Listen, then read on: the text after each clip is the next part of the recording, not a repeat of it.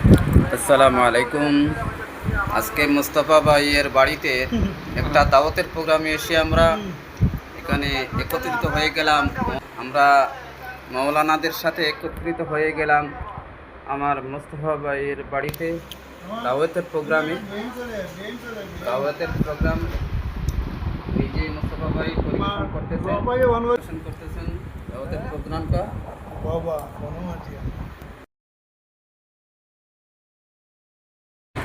আসসালামু আলাইকুম।